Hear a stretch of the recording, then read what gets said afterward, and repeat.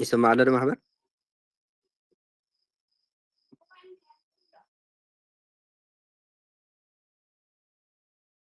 هو سمع علينا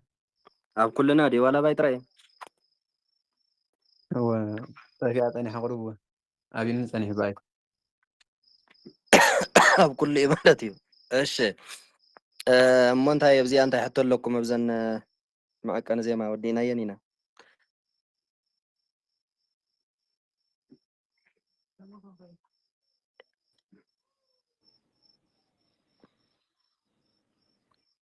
يعني تعرفنا كاليت بيتسي صواري دمنا إلنا خلنا كتنا بحسب يعني رانس هاي تكون ما صواري تبغى تنايبك كذا لا تبغى ما ودق خندي دي هم بتنابابي.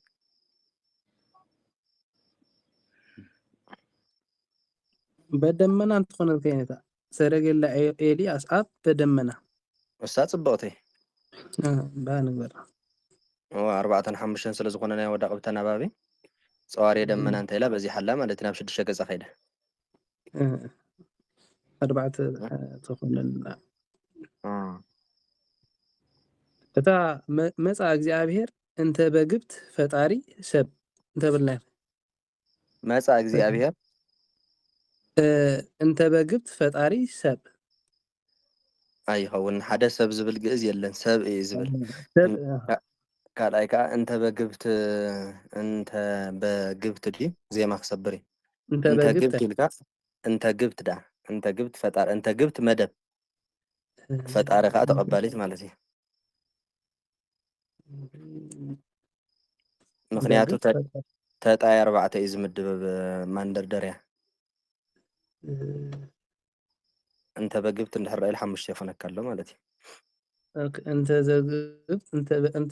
أنت جبت فتاري ذا أملاك وما يدخونه إذا أملاك مدب ديا تخون بمدب تخون إذا أملاك فتاري تخوني ذا أملاك فتاري مسا እግዚአብሔር أنت جبت ذا أملاك فتاري አይደለም أنت جبت قديفك مسا እግዚአብሔር ذا أملاك فتاري ترى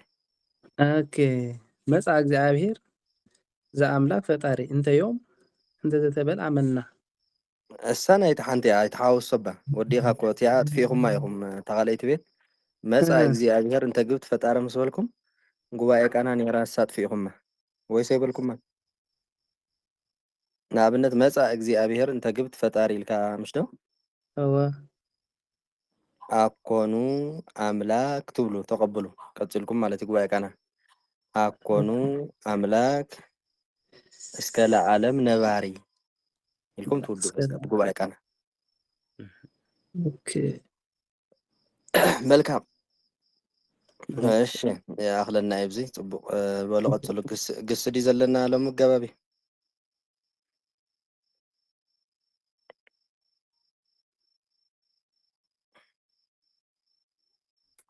اوكي وعلوم حبر ندري لكن جمرنا تبهلنا نيرا يمسلني አጋብዲ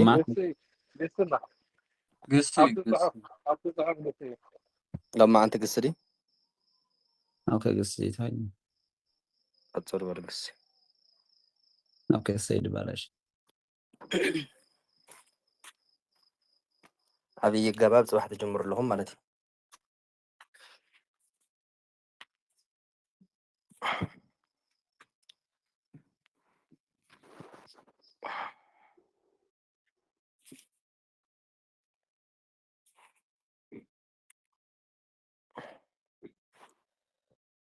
يسمع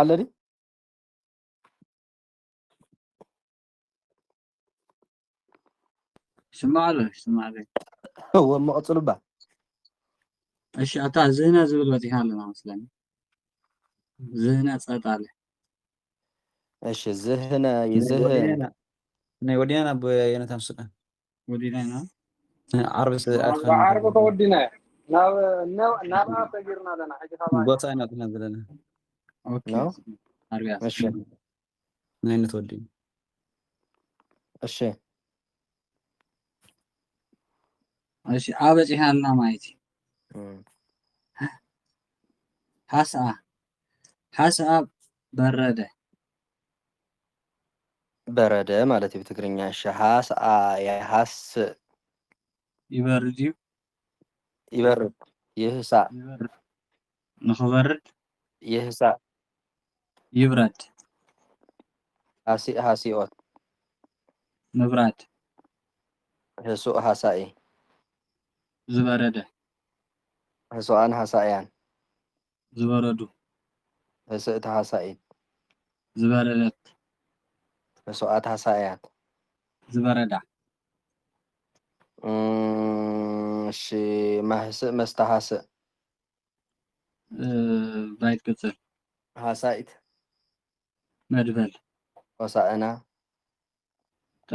طري ملات هسات سابيزر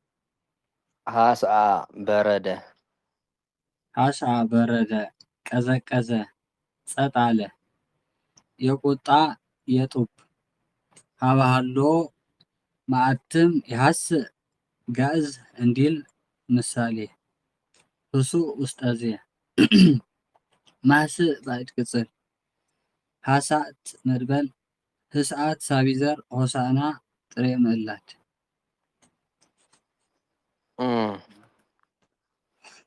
እሺ ሆሳእና ዳና ብዚዳ ከመይ መፂኡ መድሃኒትና ኣብነት እግርኻ እንድሕር ዳ ሓሚምካ ወይ ዝኾነ ሕበጥ እንድሕር ዳ ኣጋጢምካ እንታይ ኢኻ ትገብረሉ በረድ ነገር ኢኻ ዝሑል ነገር ኢኻ ትገብረሉ ሓቂ ዝሑል ነገር መድሃኒት ስለ ዝኾነ ካብዚ መፅኡ ማለት እዩ ዋላ ሻወር ክትወስድ ከለኻ ከማን ጥዕና የናይ ዝምረፅ ዝሑል እዩ ዋላ ውዑይ ዝሑል ማለት እዩ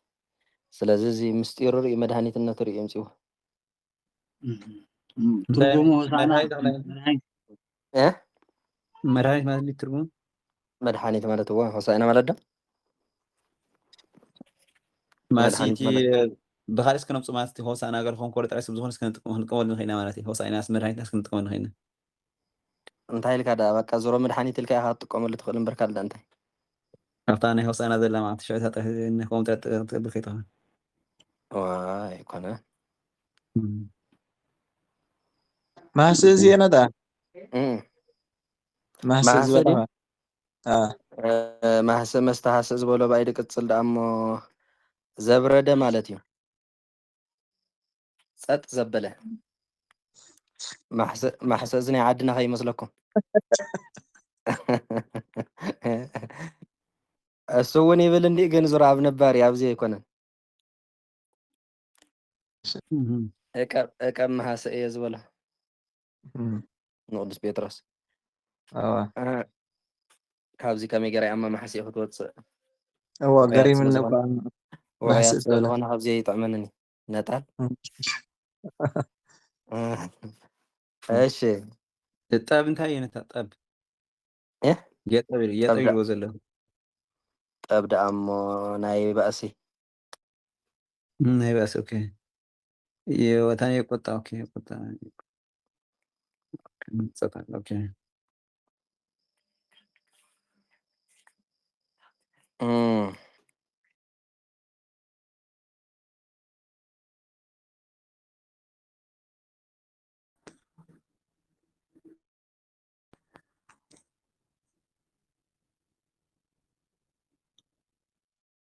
በሉ ኣይትደንግጆኹም ኣሳልጥ እንዶ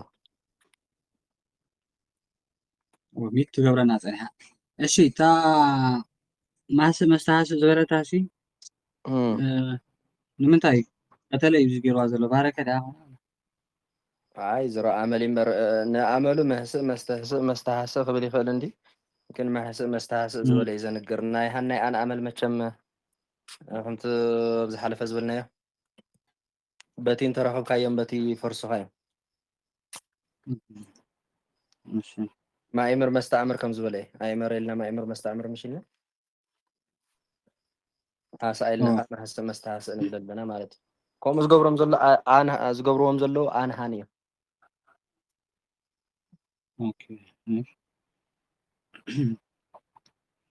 እሺ ሃብኣ ሸሸገ ሃብኣ ይሃብእ እዩ ይህባ ንኽሓብእ ንኽሓብእ ይህባ هابي هابيوت هبو هباي هبو أنا هبايان هبئت هبايت هبوات هبايات مهبئ مستهبئ مستهبئ هبايت مدبل مهباء بايتزر مهباءات اللي بزح مالته إشي هابا حابه حابة ششقة እግዚአብሔር ሃብኦ ለሄኖክ እንዲል ሲራክ هابي هو مالتين هنا كسويروا ها ህቡእ ውስጠዘ ህቡአን በብዙ ህብእት መፌት ህብአት በብዙ መህብእ ባይት ቅጽል ሃባእት መድበል ህብአት ሳቢ ዘር ምህባእ ባይት ዘር ምህባኣት በብዙ እሺ ሳቢ ዘር አለው ሳቢ ዘር ህብአት يقولون ሳቢ ዘር ይብሉ ምህባይ ምህባእ ከቦ ሙሪያ هو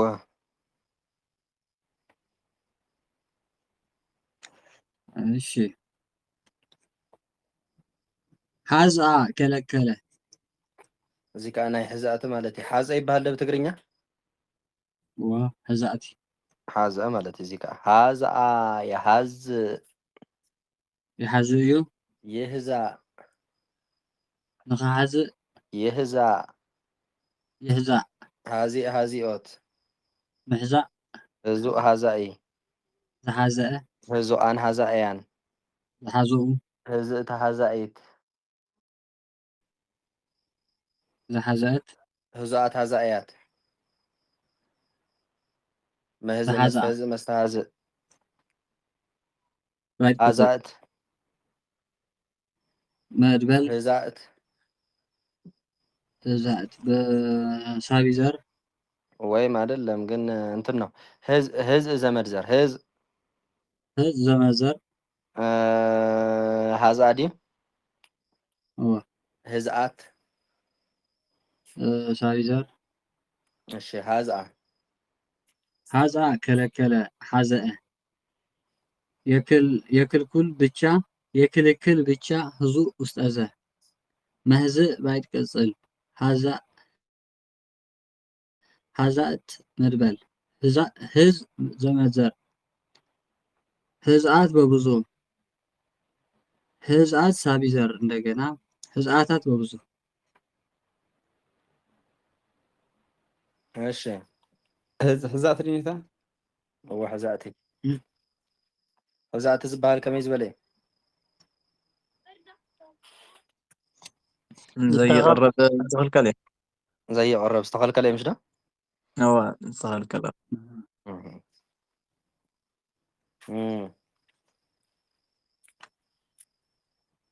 ሃድኣ ጸጥ አለ ሃድኣ የሃድ ይብል እዩ ይህዳእ ንኽብል ይህዳእ ይበል ሃዲእ ሃዲኦት ምባል ህዱእ ሃዳኢ ዝበለ ህዱኣን ሃዳእያን ዝበሉ ህድእቲ ሃዳኢት ዝበለት ህዱኣት ሃዳእያት ዝበላ መህድእ መስተህድእ መስተሃድእ ባይት ቅጽል መህድኢ ምህድኢ ጆኻ ባይት ሳልስ ቅጽል ባይት ዘር መህድእያን ባይት ሳልስ ቅጽል ንብዙሓት በብዙ መህድኢት ለሴት መህድእያት ለሴቶች ሃዳኢት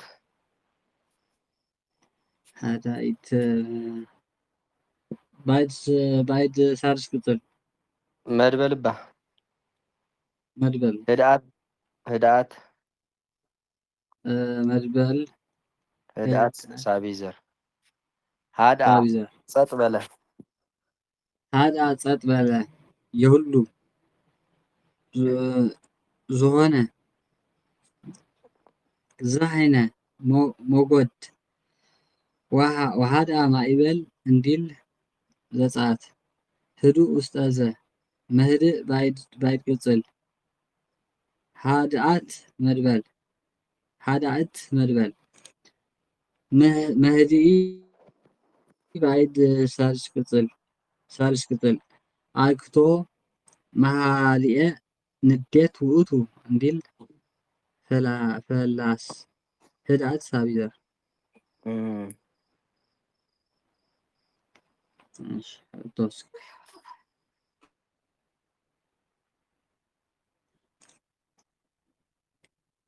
እቲ አይክቶ መህድአ ንዴት ዝበሎ ንዴት ንዴት አእኩቶ ውእቱ መህድእ የንዴት ዲ ውእቱ እንታይ ማለት እዩ ትርጉሙ ዲ ምስጋና ሲ ንሽግር መህድእ እዩ ማለት እዩ ተመስገን እንድሕር ኢልካስ ሽግርካ ተህድእ ኣለካ ማለት እዩ ንሽግር ጸጥ መበል እዩ ንዴት ብሽግር እውን ክታሕና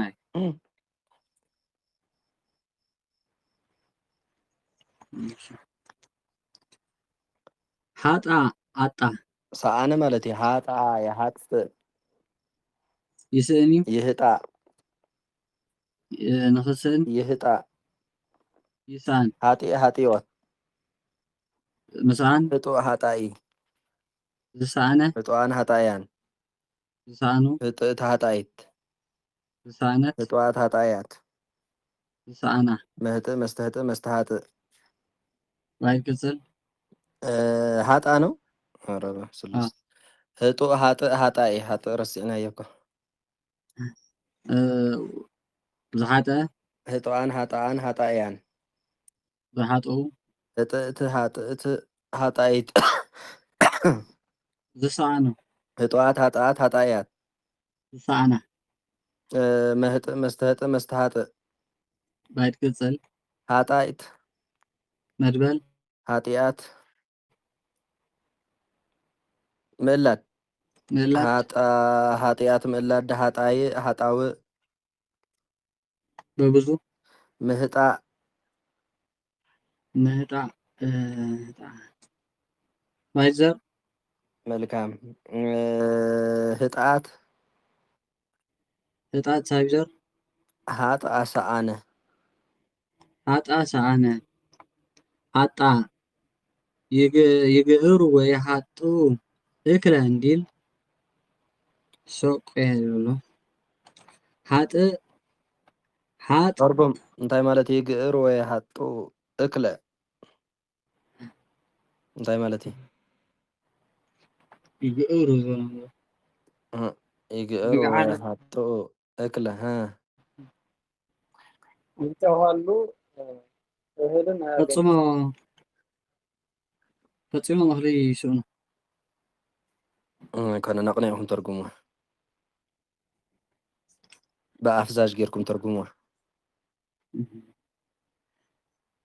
እህልን አጠው ይጮሃሉ ማለት እዩ እኽሊ ሲኢኖም የእውይሉ እሺ ሃጥእ ሃጥ ውስጠ ዘ ሃጣን በብዙ ህጡኣን ህጡኣን ሃጣን ሃጡኣን ህጣን በብዙ ህጡኣን ሃጣን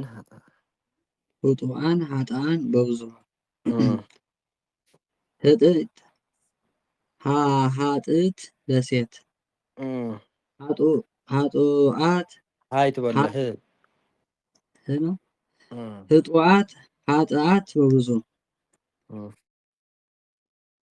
መህጥእ ባዕድ ቅጽል ሃጣት መድበል ሃጢኣት ምእላድ መልበል ሃጣይት መድበል ሃጢኣት መላድ ማለት እሺ ሃጣውእ ሃጣይ በብዙ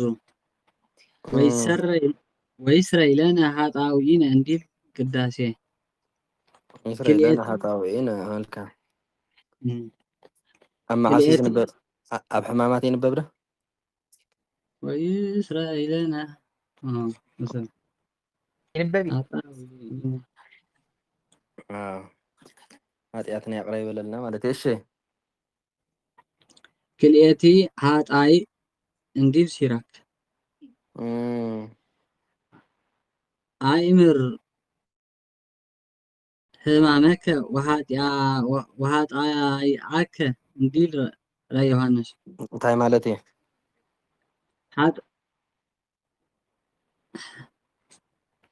እሺ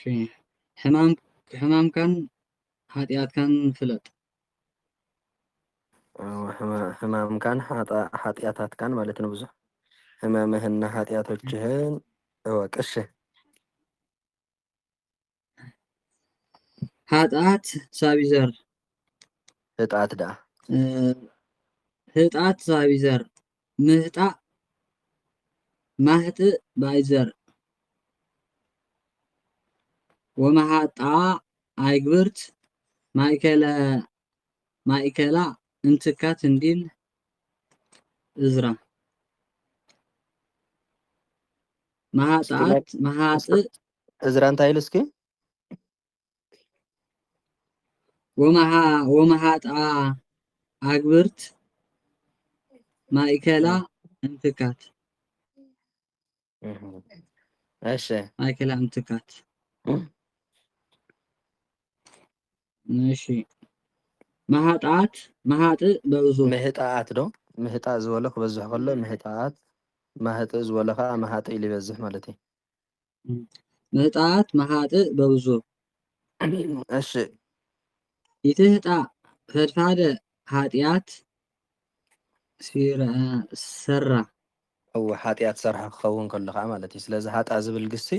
ንክልተ ነገር ሒዝልና ኣሎ። ሓደ ሓጢአት ሰርሐ ንዝብል ካልኣይ ከዓ ሰኣነ ንዝብል ማለት እዩ። ሰኣነ ንዝብል ያው ሓጣን ንገነት ስለ ዝስእንዋ ሰኣነ ኢሉ ሓጢአት ሰርሐ ንዝብል ድማ ያወቁሙ ማለት እዩ።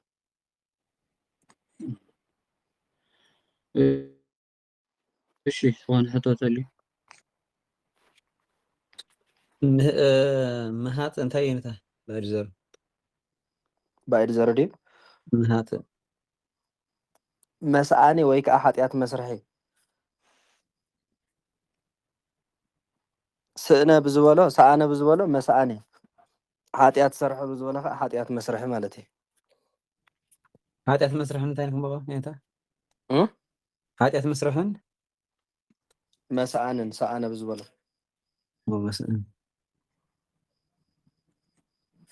ካብ ምህጣእን ምህጣእ ከላ ማለት ይቆማ ምህጣእ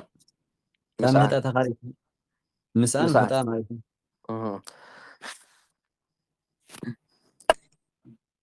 ምስኣን ምህጣእ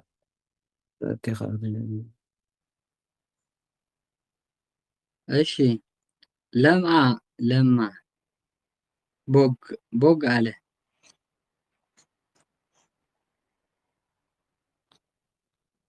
ማን ነው? ለምዓ ብሎ ለማ ቦግ አለ ለሚዑ ነው ታሊ هو لمع مالتي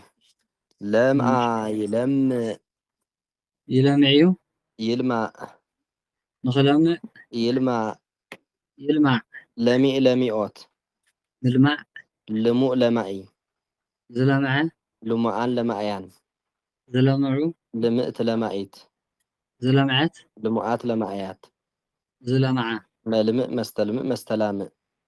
بايت قصل لمعيت مدبل لمعات صابيزر لمع بوغالة برا بأدى كينياهو نباب بأدى كينياهو مالكا لما قبرو نديل سيراك يتلمع قبرو نديل سيراك لومو أستاذة ملمئ بايت قصر لما اتمربل لمعات سابيزر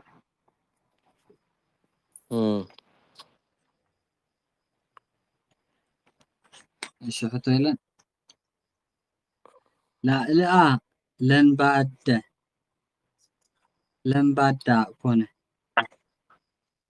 وتا كونه ወይ ከዓ ፀያፍ ኮነ ማለት እዩ። እዚህ ጋር ወታ ወይ ፀያፍ ወይ ከዓ ባዕባ ይባሃል ዶ ባዕባይ ናምራ بقى ما بقى أخونا مالتي زيك إيش لا لا يلعل يبقى يلعل نخخون يلعل يخون لا له لا له أوت مخان له لا لا إيه خخانة له أن لا لا يعني خخونو لا لا لا إيه خخانات له لا لا لا لا لا لا إيه له أن لا لا يعني لا لا إيه لا لا لا لا إيه لا شو رأس له آت لا لا آت لا لا إيات زخانة ملا لا مستلا على بايد كتل لا لا مربل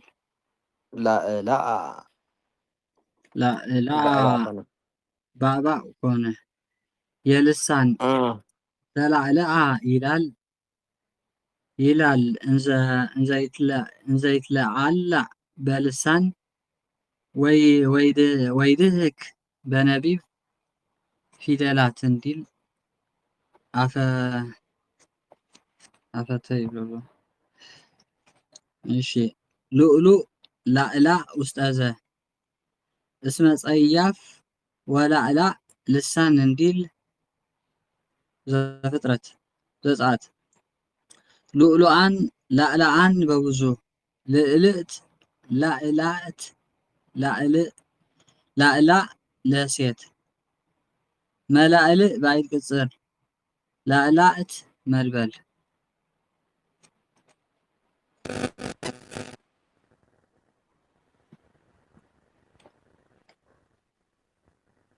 إيش ايش حطوت شيء أنا لا عملتين ما تريد تدرينا بقى أخونا مالتي قلت أكون هذا أنا كنت هم كان كموني موسى بحال نور يزرق كلتاف كونه سيكون كلتاف جماعة كونه بحال بقى أخونا بحال سياف كونه بحال وتا أخونا بحال بزح تقريني يزلو زرقنا يمل حاسي موسى قومي نراحك هو تفكر عفوي دراسة انتهي ديلو عفوي موسيه لأما كان سيافة باراكليتوس آرون يكونني آفة مزبلة እሺ إيش ለካ كنت ጻፈ قدس ديلو وقتل يكونه ነው ቀተለ ይገው ለካ ጻፈ لك ለካ ጻፈ لك لك ይጽሕፍ እዩ يلكا ንኽጽሕፍ يلكا ይጽሓፍ لكي أوت መጽሓፍ لكو لك أي ዝጸሓፈ لكان لك أيان ዝጸሓፉ لكئت لك أيت ዝጸሓፈት لكوات لك أيات ዝጸሓፋ لك مستلاك ባይት ቅጽል لك أيت መድበል ملك ባይት ዘር لكات ባቢ ዘር شي ما أنه لك أنا ولا أمر بشي لك صحافة ለካ ጻፈ የሁሉ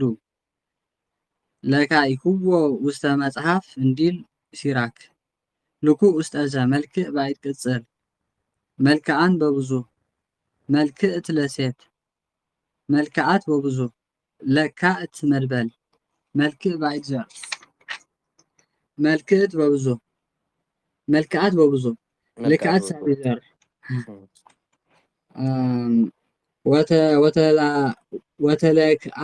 ወተለክዓት ሃምር ማእከለ ክልኤ አይባን ሃመር ወተለክዓት ሃመር ማእከለ ክልኤ አይባን ቀረቀረ ሰነቀረ ግብረ ሐዋርያት ይብሎ አይጋሪከ በቅንዋት እለተለኩ እለተለኩ ተሸንከረውን ይፈውኒ ማለት እሺ ዲናር ዘተለክዓ እንትካት አይተጥብቆ ዲናር ዘተለክዓ እንትካት በስሙ ለቄሳር ቀረጸ አተመ ዝብል ምስክር ካለው ማለት እሺ እሺ ወያስተላክ ለሴት ምስለ እሁሁ አጣበቀ አያያዘ ለሴት ለማርኛ አይደል አይኮንም ወያስተላክ ብእሴ ምስለ እሁሁ አጣበቀ አያያዘ ቀለም ጥማት ክብት ለምዱለኩም በደንብ ጌርካ ናብ ቀለም ጥማት አስተውል በግምት አይተንብቡ እሺ አጋናኘ ይሎሎ ሰለስት ይሉት ይሎሎ ማለት አጣበቀ አያያዘ አጋናኘ አንድ አደረገ እሺ አመነታኢክሙ አልካኢክሙ ለክሙ ዙንጓጌ ህልወ አመጣ አስነወረ አንቢብካ እንደገና መልስ ካመጹ ጌርካ አንብብ አተርጉማ እሺ አመነታኢክሙ አልካኢክሙ ለክሙ ዙንጓጌ ህልወ ዝበሎም ሰው ዲዩ ሓረኛ ህልወ ጥሩ ህልወ ምሰዋ እንታይ ማለት እዩ አመነታኢክሙ ነታኢክሙ እንታይ ነታ ሸሸ ሸሸይ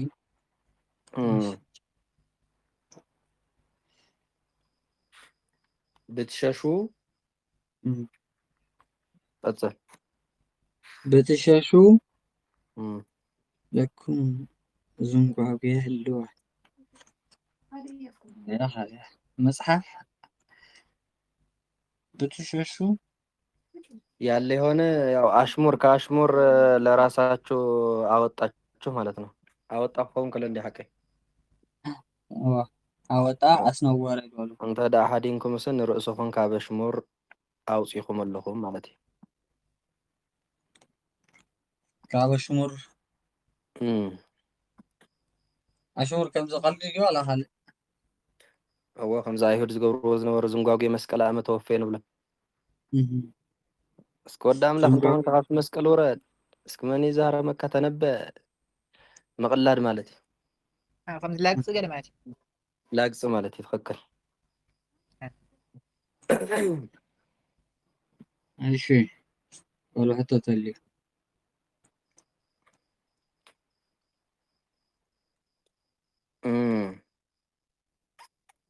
እሺ መልአ መላ መልአ ይመልእ ይመልእ እዩ ይምላእ ንኽመልእ ይምላእ ይምላእ መሊእ መሊኦት ምምላእ ምሉእ መላኢ ዝመልአ ምሉኣን መላእያን ዝመልኡ መምልእ መስተምልእ መስተማልእ ባይት ቅጽል መላኢት መድበል ምልኣት ምልኣት ሳቢዘር ምልኣታት በብዙ ምልእ ምልእ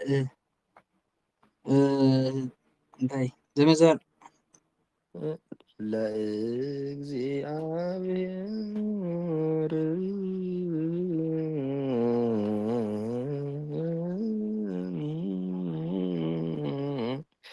ምድር ኢሉ እንታይ ዝብል በምልኣ በምልኣ እዚኣ እያ ማለት እዩ ምልኣት ኢልካ ትበዝሕ ማለት እዩ ምድሪ ብምልእታ ማለት እዩ እሺ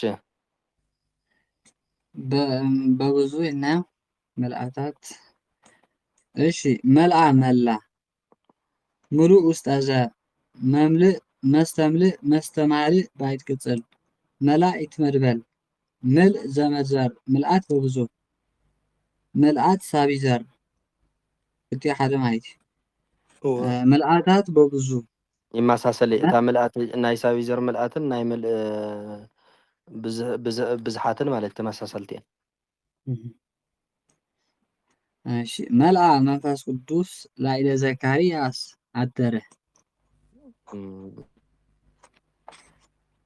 ماشي بتوتل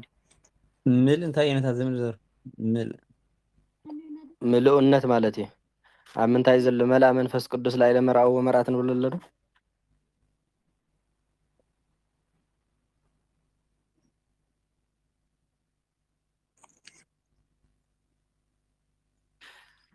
ኣይዘከርኩማ መልአ መንፈስ ቅዱስ ላይ ለመርአዊ ወመርአት ንብሎ መንፈስ ቅዱስ ኣብ መርዓውን ኣብ መርዓትን ሓዲሩ ማለት እዩ እምበር መሊኡ ይኮነን ኣደረ ዝበሎ መላ ግን ንኩሉ ድኔታ ዝኸይድ ወላ ከምዚ ማይ መሊኡ ገለገለ ንኩሉ ድኔታ ዝኸይድ ወይስ ብደንቢ ምልኡነት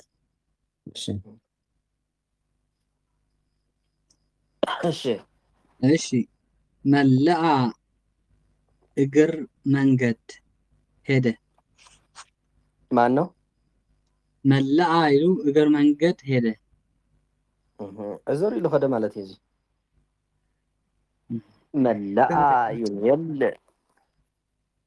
يخيد يملء نخيد يملء يخيد ملؤ ملؤت مخاد ملؤ ملئي زملاء ملؤان ملئيان زملؤ ملئت ملئت زملات ملؤات ملئي زملعة مملئ مستملئ مستمالئ بعد قصر ملئت مدبل ملأ ملأ اقر منقد هيدا ملأ فنوتك انديل سنكسار ملؤ ملئ ده ملئ ده ملأ فنوتك انديل سنكسار مسكرم ملؤ أستاذة مملئ مستملئ مستمعلئ بعد قصر آيت مدبل ملائي ملأ تريزر هلو ديو تريزر تريزر كيف ولا سؤالي ملائي ماشي ماشي منع أثق أزلق مالتي زيكا نقول دي أنا فرحي حدا ما تقول حدا أينا مما أزولدي أفق فرحي حدا ما قريب هو أزلق ندحريت بلا فرحة مالتي هو ناي فرحي كم زخل طبع ركب باسو يقرروا مت حدا نتحدا نحر فريح هو دحر زبل كم دحر حريم ممآنو ممآ يم يزلغي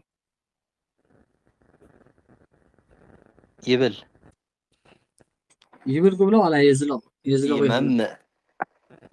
مخزلق نخزلغ بدأ سبالك ولا خلي خبر يمم يزلغ ربي ميتقبر زي موبايل كترب شنال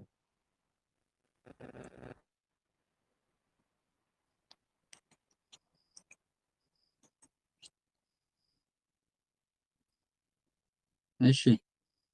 ميت قبر راديو قربي ميت قبر كاسمع حتى تكلها ترك فتتا ميت ثمانية سمع لي وميت قيروال الشي مما أزلق عملك ماشي من أزلق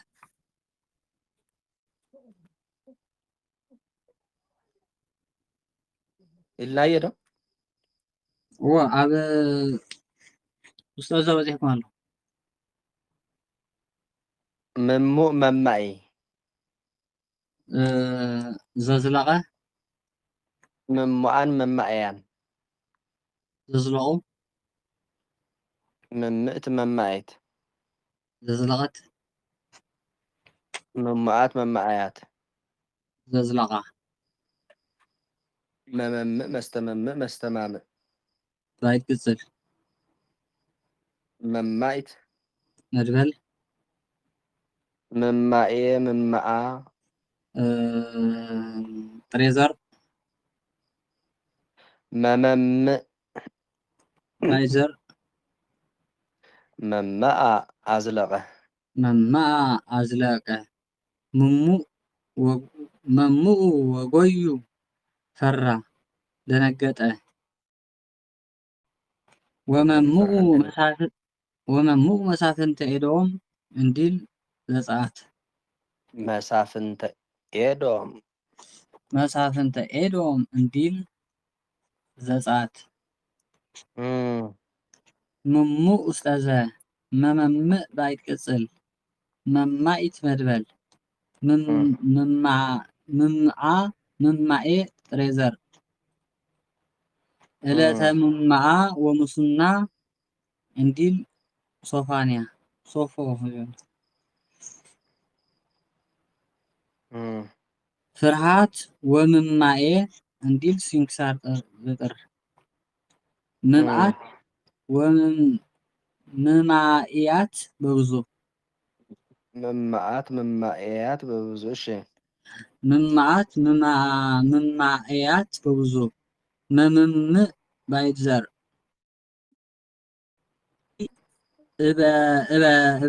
إبادنو ومم زنتو زينجرو انديل قري والله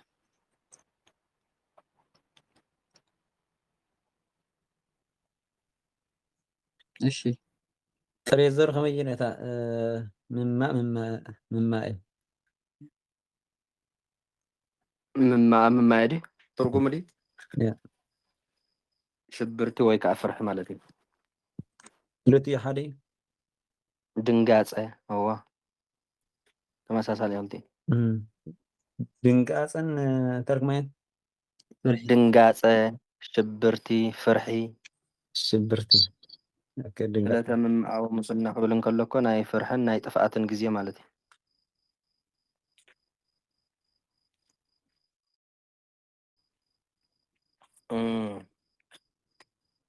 እሺ መርዓ ተጣራ መርዓ ይምርዓዩ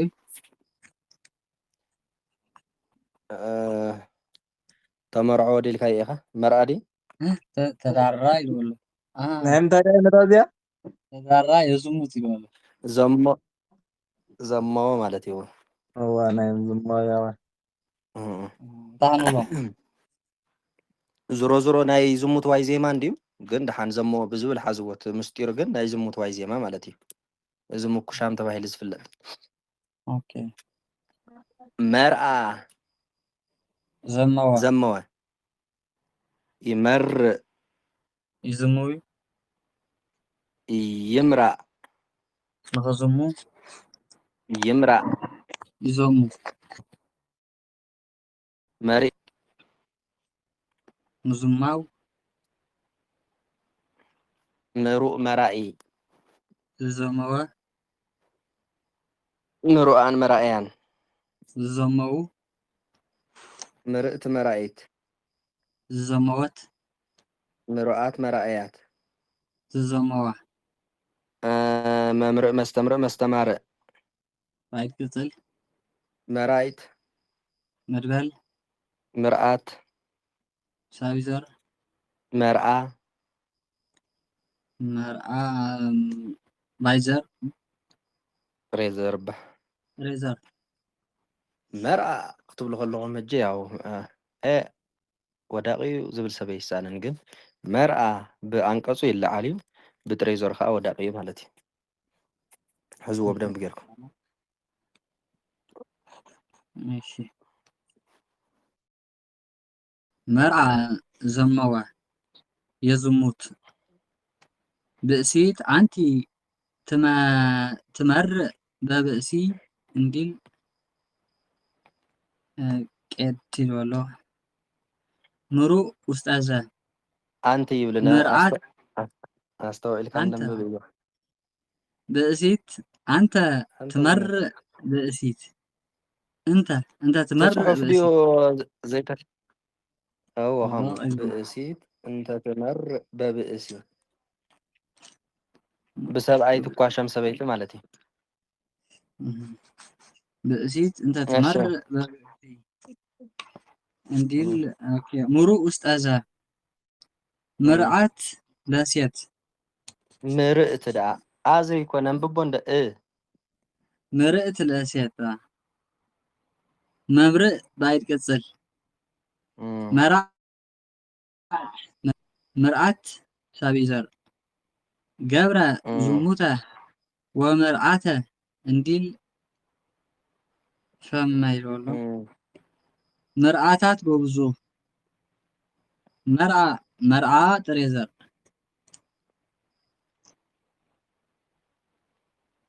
يعني ده زموي لا هنكاينا وسكون زي أقوى شيء متى ولا هم بخمين هنكره بزموه أرى يكون أنا أقوى شيء ما يزي زموي كنا زمو رص على زموي أقوى شيء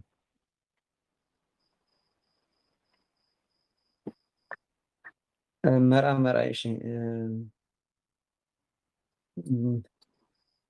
مرأة هي ترى بقوم هم يمشيها مرأة الوزن تريزرو حصنات مالتيس أوكي مرأة مرعى كبكاب نصف ومرعى قدس ولا أوكي إيش اللي أكو حتى لأن عن تجي زي أنا زين أبغى قدم لازم لاستيس ناي بعد زرا من تيخون مما نازل لك اللي نرم ما فرح مالتي ما فهم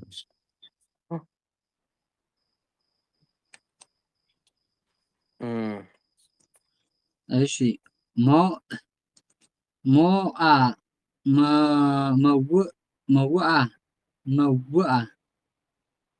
ما أشنخه هو عشان نفيل والله بينيتي مايتي بموعى بزبله مو ولا موت موعى يمو يشنفيو يمو نخشنف يمو يشنف موي أوت مش النف موائي إذا شنفه موأن موائيان إذا شنف موئت مواعيد إذا شنفت موءات مواعيات إذا شنفها موء مستموء بايد قصل مواعيد مدبل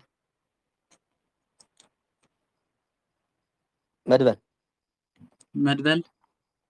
إذا سمع إلني موعات سابيزر موعى عشان نفه عشان نفه دل نسا هومو لأكوي عشان نفه دي بمارينيا عشان نفه بمارينيا هون كله أو بتقريني هاد سعارة مالتي سعارة ماشي سعارة دل نسا سعارة مالتي ماشي مأكو لأكوي انديل يوهانس مو أستاذة مماوء بايد قصل موات مدبل موات سابيزر تساتما موت وسط موات انديل قدامي قرنطوس موائي تريزر ممواء بايد قصل بايزر تموعم ይላል ተመውዓም ይላል አብኮዝህ ኮሎ ማለት بتدرجي تموع يتموع ብሎ ማለት ነው ተመውዓ እሺ ተመውዓ ቀትል በይእቲ ዕለት እንዲል ከላይ ዜና መዋል እሺ ፍተዋል مواينة يبلهم بزي كاسابي زر كالة زر يبل ماشي بايد قصلين يبلو ወይ ባይደ ቅጽል ዘይብሉ ስታይ ኮ የለን ግን ምዋዕ ዝበላ ምሽናፍ ብዝብል እንዲመጽእ ግን ግኝት የብሉ አለ ዲ ምዋዕ ዝብል ዝኾነ ትዝብለኩም አለ ብዳዊት የሆነ ውዳሴ ማርያም አልቦ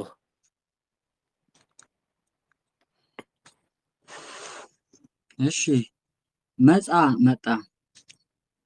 መጻ ይመጽእ ይመጽእ እዩ ይምጻእ ንኽመጽእ ይምጻእ ይምጻእ መጺእ መጺኦት ምምጻእ ምጹእ መጻኢ ዝመጸአ ምጹኣን መጻእያን ዝመጽኡ ምጽእት መጻኢት ዝመጸአት ምጽዋት መጻእያት ዝመጽኣ መምጽእ መስተምጽእ መስተማጽእ ባይድ ቅጽል መምጽኢ መምጽኢ ባይድ ሳልስ ቅጽል ባይድ ሳልስ ቅጽል መምጽእያን በብዙ መምጽኢት ለሴት መምጽእያት ለብዙ ሴቶች ምጽአት ሳቢዘር ምምጻእ ባይዘር መጻ መጽአ መጻ መጣ ምጹእ ውስጠዘ መምጽእ ባይድ ቅጽል መጻት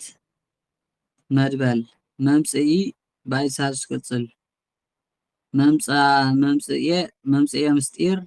እንዲል ጮርሎስ መምጽእያን በብዙ መምጽኢት ለሴት ምጽአት ሳቢዘር ምምጻእ ባኢድ ዘር ወይ መጽኡ አርባዕቱ እደው ወይ አርባዕቱ የተአመር ምምጻኦም እንዲል ወይ መጽኡ አርባዕቱ እደው ወይ የተአመር ምምጻኦም እንዲል ካልኣይ ዜና ወመጽአ ቃል ምሳሰማ ተሰምዑ እውን ይኸውን እዩ ማለት እዩ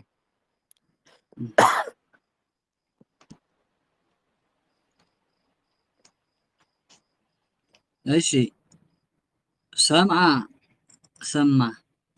ሰምዓ ይሰምዕ ሰምዕ እዩ ይስማዕ ንኽሰምዕ ይስማዕ ይስማዕ ሰሚዕ ሰሚዖት ምስማዕ ስሙዕ ሰማዒ ዝሰምዐ ስሙዓን ሰማዕያን ዝሰምዑ ስምዕቲ ሰማዒት ሰምዐት ስሙዓት ሰማዕያት ዝሰምዓ መስምዕ መስተስምዕ መስተሳምዕ ባይድ ቅጽል ሰማዒት መድበል ስምዒ ዘመዘር ሰማዒት ሰማዒት ሳቢዘር ምስማዕ ምስማዕ ባይዘር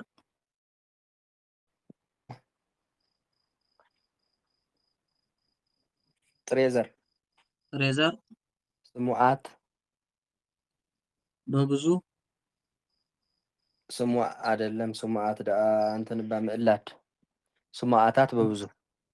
ስሙዓታት በብዙ እሺ ሰምዓ ሰምዐ ሰምዓ ሰማ ሰምዐ እዝን ቦሙ ወይ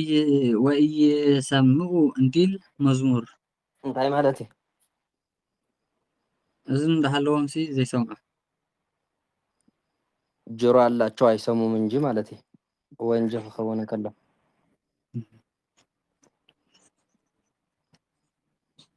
እሺ ስሙ ውስጠዘ ስሙዓን በብዙ መስምዕ ባኢድ ቅጽል ሰማዕት መድበል ስምዕ ዘመድ ውስጥ ለሴት ስማዕ ዘመድ ውስጥ የዘ ለሴት ለወንድም ለሴት ለወንድም እሺ ለዘርኡ ማስረጃ ነው ማስረጃ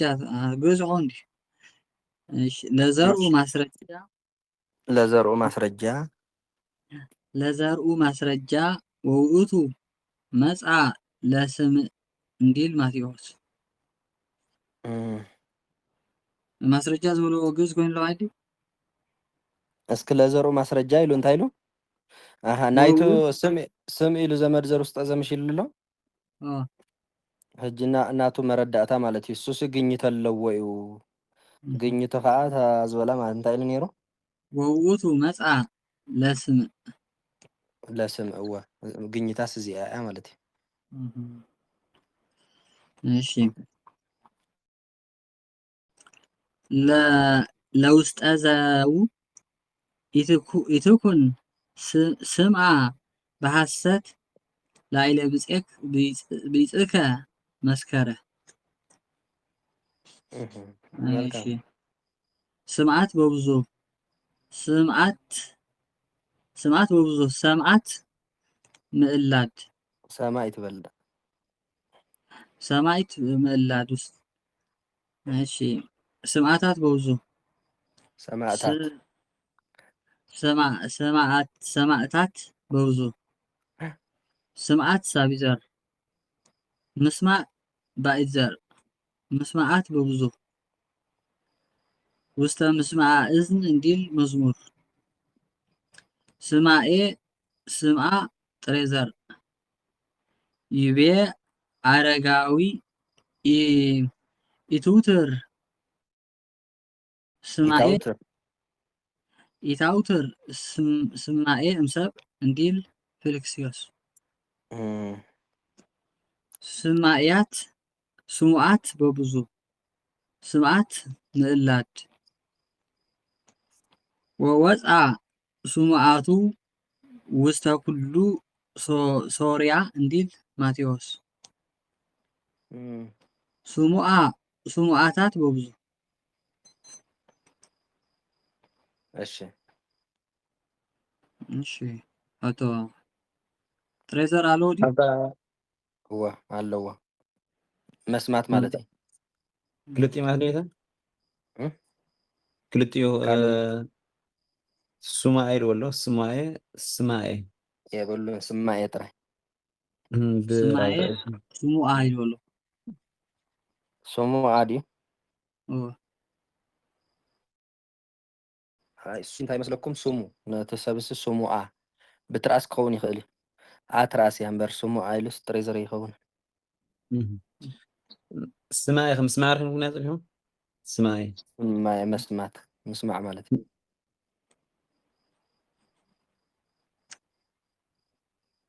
ኣብዛ ስም ከመይ እዛ ዘመርዘር ውስጠ ዘለሴት ለውን ዝበላ ምስክር መሰከረ ብዝበሎ ኦኬ ያባለት ምስክር ወይ ቃል ዝመስከረ ማለት ይትኩን ስምዓ ብሓሰት ላዕለ ቢፅካ መሰከር ኣብ ልዕሊ ብፃይካስ ብሓሶት ምስክር ኣይትኾን ብሓሶት ኣይትመስክር ዝበሎ ማለት እዩ ኣብቲ 10 ትእዛዛት እሺ ዝሰምዓ ክትከውን ትኽእል በቲ በቲ ዘር ውስጥ እሱ ዳቦ ብደንብ እዋ በዘር ውስጥ zo sum ግን ቲ ም እዩ ትካሙ ኦኬ ስም ኦኬ ምስክር ግን ምስክር ተስታይ ሞ ንወዲ ንጓል ይገልጽ ድዩ ምስክር ካሲ ንወዲ ንጓል ይገልጽ ድዩ እዋ ምስክር ካመኒ ይበሃል እሞ እቲ ምስክርስ ንኹሉ ምስክረይ እከሊትያ ምስክረይ እከለ ይበሃል ንኹሉ እዩ ዝኽእል ኦኬ እዛ ስሙዓት ዝና ደ ይልዋ ዘሎ ሓረግ ዝና ደ እዋ ዝና ማለት እዩ ስኻ እታ ምስማዕ እዩ ባይድ ዘር ማለት ቴሌፎን ማለት እዩ መስምዕ መስምዒ ወስ ቴሌፎን ዳ ክትኮን ዘላ ወይስ መስምዒ ጥራይ ወይስ ክልቲኡ ክልቲኡ ቴሌፎን እውን ክትኮን ትኽእል እያ ኣብ እዝንኻ ጌርካ ሄሎ ስለ ትብለላ መስምዕ እውን ክትኮን ትኽእል እያ ኦኬ መስምዕና ከምዚ ኤርፎን ክኻ ክነውፅ ብደንቢ ምክንያቱ እዚ ሕጂ ዘመነ ምፅኦ እዚ ኩሉ ሓድሽ ኮይኑ ዘሎ ባዕልካ ኢኻ ትትክኦ ኣለኹም ጌርካ ኣብዚ ቀደም ኤርፎን ስለ ዘይነበረ ግን ዝሮ ዝሮ ናይ ኤርፎን ኣገልግሎት እንታይ እዩ መስምዒ ናይ እዝን መስምዒ ስለ ዝኾነ መስማዕ ኢልካ ኤርፎን ክትብል ትኽእል ኢኻ ብብሉቱዝ ዝሰርሕ ኤርፎን ክኸውን ይኽእል ኖርማል ኤርፎን ክኸውን ይኽእል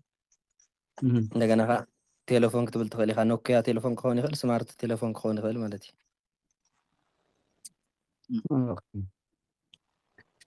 ኦኬ ሰማይት ከምላር ውስጥ ኣዘ ሰማይት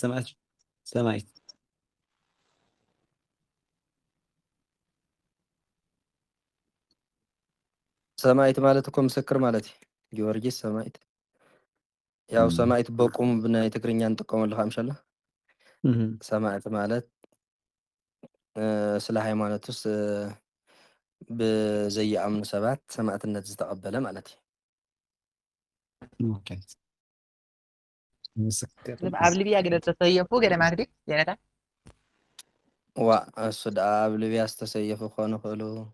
ኣብ ሮማ ዝተሰየፉ ወይ ክኾኑ ጅባት ይኽእሉ ማዕተብና ይንበትኽን ገለ ኢሎም ተሰየፉ ሸሎ በቃ ንሳቶም እዮም እዎ ሃይማኖትና ይንልውጥን ማዕተብና ይንብጥስን ኢልካ ስለ ሃይማኖት እንድሕር ደኣ ተሰዊእኻ ሜትካ ዋላ ዘይተጠመቅካ ፅናሕ ትጸድቕ ኢኻ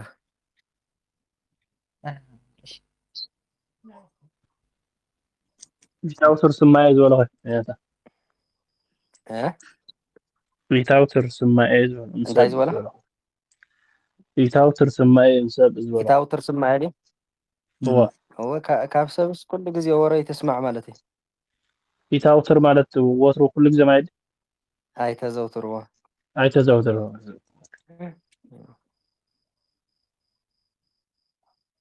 هو ኩሉ ግዜ ወረኛ እንድሕር ኮንካ ከቢድ እዩ ወረ ጥራሕ ኮንካ እሺ ሰስአ ሳሳ እሺ ሰስአ ይስየስ ይስስዕ ይሰስእ ንኽስስዕ ይሰስእ ይሰስዕ ሰስኦ ሰስኦት ምስሳዕ ስሱእ ሰሳኢ ዝሰስዐ ስሱኣን ሰሳእያን ዝሰስዑ ስስእቲ ሰሳኢት ዝሰስዐት ስሱኣት ሰሳእያት ዝሰስዓ መሰስእ መስተሰስእ መስተሳስእ ምስሳዕ ባይት ቅጽል ሰሳኢት መድበል ስስእት ምእላድ ስስኣ እሺ ቆራርፅ ኣሎ ስስዓ ስስኣ ስሳኤ ጥሬዘር ማለት እዩ ፍሬዘር ሰስኣ ሰስዐ ሰስዓ ሰስዐ ሳሳ የንፍገት የስስት ይትሰስእ ለኩሉ መብልእ እንዲል ሲራክ ስሱእ ውስጠዘ ስሱኣን በብዙ ስስእት ለሴት መሰስእ ባይት ቅጽል ስሳእት መድበል ስስኣ ስሳኤ ጥሬዘር ስስእት መድበል አመ ይፈደፍድ ስስእትከ እንዲል እመ ይፈደፍድ ስስእትከ እንዲል አፈ ትራፊ ስስእት በብዙ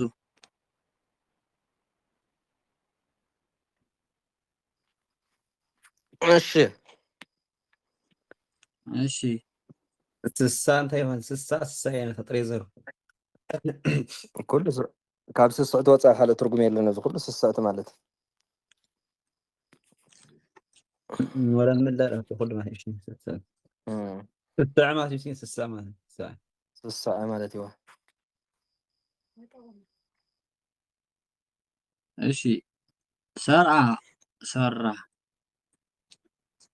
አዘጋጀ ሰርዓ ሰንበተ ለዕረፍት ሰርዓ ይሰርዕ ይሰርዕ እዩ ይስራዕ ንኽሰርዕ ንኽሰርዕ ይስራዕ ይስራዕ ሰሪእ ሰሪኦት ምስራዕ ስሩዕ ሰራኢ ዝሰርዐ ስሩዓን ሰራእያን ዝሰርዑ ስርዕቲ ሰራኢት ዝሰርዐት ስሩዓት ሰራእያት ዝሰርዓ ስርዕቲ ሰራኢት ዝሰርዐት ስሩዓት ሰራእያት ዝሰርዓ መስርዕ መስተስርዕ መስተሳርዕ ባይት ቅጽል ሰራኢት መድበል سراء زمزر سرعات صابيزر سرعاتات ببزو سرعة سرعة سرعة سرع አዘጋጀ የማዕድ የህግ ሱሩዕ ኡስታዘ መስርዕ ባይት ቅጽል ሰራዕት መድበል ስርዓት ሳቢዘር ስርዓታት በብዙ ስራዕ ዘመዘር አውረዱ ስርዓ እንዲል ግብረ ሐዋርያት ስርዓት በብዙ ስርዓት በብዙ ሰርዖሙ ለአሕዛብ በበደወሎሙ አሰናበተ በበደወሎሙ ሰርዖሙ ለአሕዛብ በበደወሎሙ አሰናበተ ወልደ እጓለ እምህያው እሰ ይሐውር ወልደ እጓለ እምህያውሰ ይሐውር እሺ ወልደ እጓለ እምህያውሰ ይሐውር በከመ ተሰርዓ በእንቲአሁ ጻፈ ጸሓፈ እውን ይኸውን ማለት እሺ አቶተል ስራ እንታይ ኮነ የመርከብ ሸራ ይድወሎም ዞሮ ኬንዳ ማለት የመሸፈን ናይ መርከብ ብላዕሊ ተሸፍኖ ነገር ምሻለ ናይ መርከብ ጥራይ ወይስ ናይ ዝኸወረ ናይ ካል ናይ ዝኾነ ዞሮ ናይ መርከብ ኢሉ ወንበር ዞሮ ቴንዳ ማለት እዩ ንኩሉ ይኸውን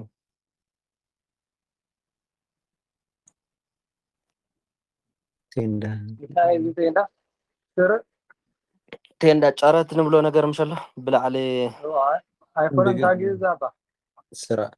ስራዕ ስራዕ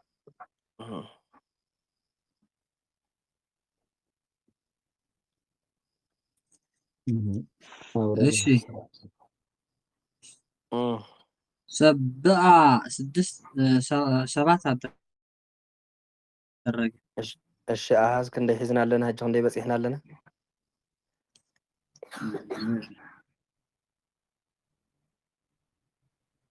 ሻምኔት ነይረ ሻምኔት ነው ሸዋት ነው ቆፀርዋን ካብ መጀመርታ ጀሚርኩ ሳብ እዚኣ ክንደይ በፂሕና ኣለና ኦኬ ሰለሰ ሃመሰ ሰደሰ ሰብዓ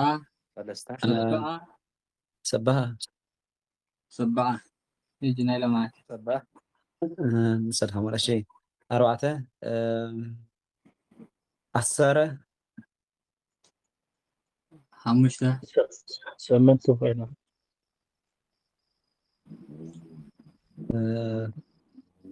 مش هذا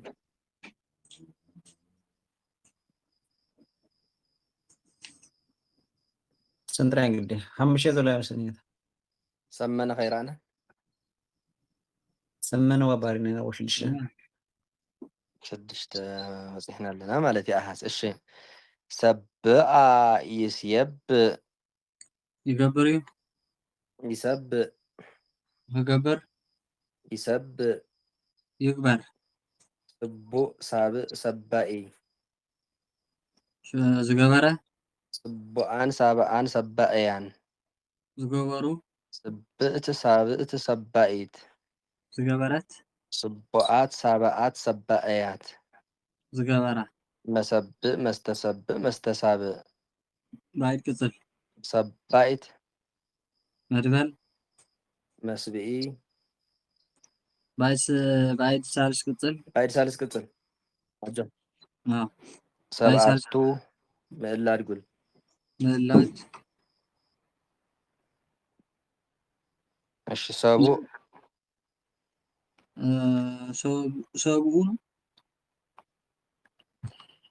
ሰብኡ ዘመድ ዘር ማን ነው ዘመድ ዘሩ ሰብኡ ስብ ዘመድ ዘር ዘመዘርሽ ስብእ ኢሉ ስባኤ ትሬዘር ሰብአ ጥሬ ውስጠዘ ትሬዘር ውስጠዘ ጥሬ ውስጠ ዘዋ ሳብኢት ምእላድ ሰብኡ ሰብኡ ጉልት ጉልት መስብኢት ተስብኢት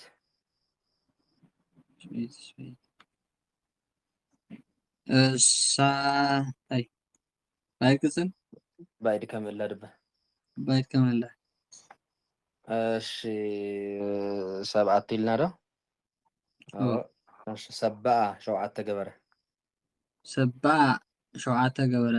ሰባት አደረገ ስቡእ ሳብእ ውስጠዘ ስቡአን ሳብአን በብዙ ስብእት ሳብእት ለሴት ስቡአት ሳብአት በብዙ መሰብእ መስተሰብእ መስተሳብእ ባይድ ቅጽል ሰባእት መድበል መስብኢ ሰባይ ተጥብቆ ሰባይት መድበል መስብኢ ባይድ ሳልሽ ቅጽል መስብእያን በብዙ እሺ አመ ዜራህ መሃረ ሁሎ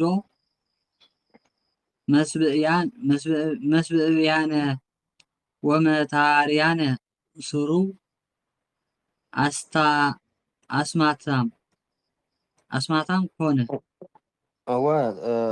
እንጨይቲ ምብጣስ ገለ ምብጣስ ዝናይ ጥንቆላ መጀመርታ መምህር መኒ አሜ ዘራህ ይዝባል ማለት ጥንቆላ ዝጀመረ ሽሚ ማለት አሜ ዘራ ጥንቆላ ዝጀመረ እኮ ናይ ሰብ ስም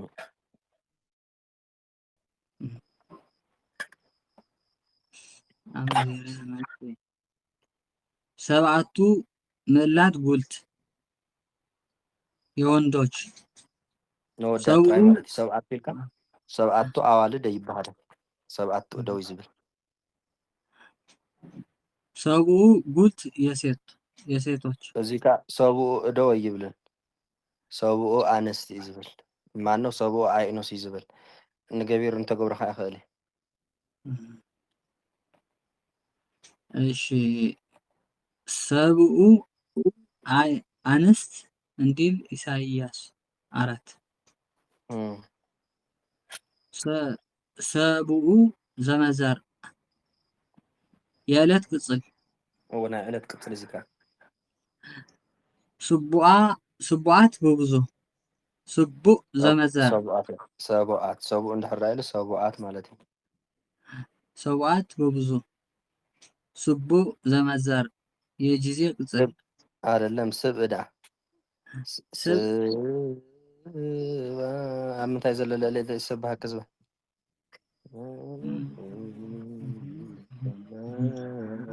ቀስመተነት በልቤ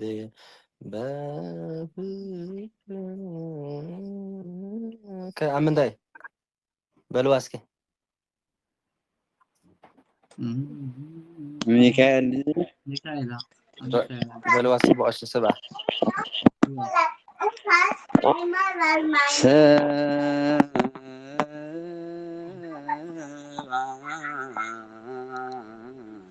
ለዕለትየ እዘባች እስመነደ ልብየ በፍቅርሽ እዚኣ ማለት እዩ ሰብዓ ከይጠበቀት ትጠበቅ ኔራ እንተዝኸውን ስብአ ኢልና መጀመርና ኔርና ማለት ስብዓ በታ ዜማ እያ ትኸይድ ስብእ ዘመድዘር ስብእ ዘመዘር እሺ ሰብዓት በብዙ ሰብዓ ጥሬ ውስጠዘ ስባኤ ጥሬዘር ሳብኢ ሓደ ሱባኤ ክንደይ መዓልቲ እዩ شوعة ድህረ ተፈጸመ ሱባኤ ሰንበታት እንታይ ዝብሎ ነይሩ? ስሳዲ سسة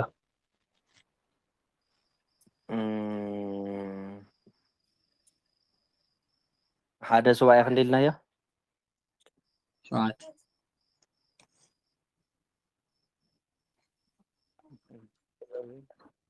4 4 ማለት ነው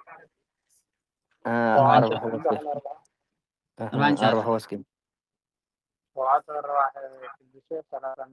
420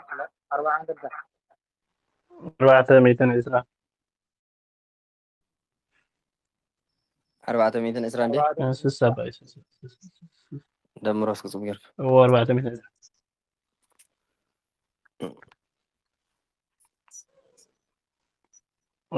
7 تروحوا 6 4 زيرو توصل 4 420 ማለት ነው ዳንኤል። እሺ ጥሩ ዝሮ ዝሮ ሓደ ሱባኤ 7 መዓልቲ አራይ እሺ ሳብዒት ምዕላድ ምስቢዒት ተስቢዒት ባይት ከመ ምዕላድ እሺ ሕቶ እዛ ሰብኣ ዝበሎሲ ናይ ግዜ ቅፅል ክብሎ ከሎስ ከመይ ይብሎ ኣሎ ማለት እዩ 7 ግዜ ሸውዓተ እስ ግዜ 7 ግዜ መስግነካ ኣለኹ ግዜ ዝብል የውፅሉ ማለት እዩ 60 ጊዜ ምናምን ከም ንብሎ እንሻላ 3 ጊዜ እንዳበለ እዚ ከዓ 7 ጊዜ ኢልና ኣብ ጊዜ ይቕፅል 7 ጊዜ መስብእያነ ዝበሉኸ መስብእያን እንታይ ኣሜዚራ መሓረ ኩሎ መስብእያነ ዝበሎ ትርጉም እንታይ እወ መስብእያነ ወመታርያነ ስሩ ድዩ ወመታርያነ ስሩ ዝበሎ ሱር ነቐልቲ ወይ ከዓ በጠስቲ ሱር በጠስትን 7 ገይሮም ዝደግሙ ዞም ኣስማተኛታት 7 ገይሮም ዝደግሙዎን ምሂሩ ማለት እዩ መስብእያነ ማለት 7 ገይሮም ዝደግሙ ሓረ شيء سبعة أنستن تقول سبعة أنستن እንታይ ማለት እዩ 7 أواد قلت جزي ኣንስተ ኮነ ሓንቲ ሰበይቲ እያ هو أواد قلت في الجزائر 7 أواد قلت እቱ ሰብኡ ዝበልናዮ ሰብኡ ኣእኑስ أيش تبغى ما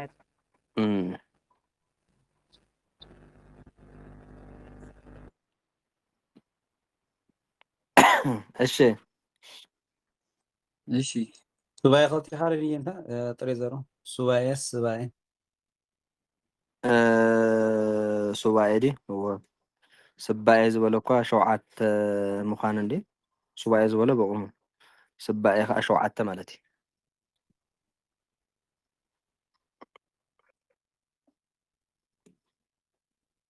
እሺ እታ ሳብዒት ዝበለት ሻውዒቲ ማለት እዩ እወ ሻውዒቲ ማለት እዩ ሳኻ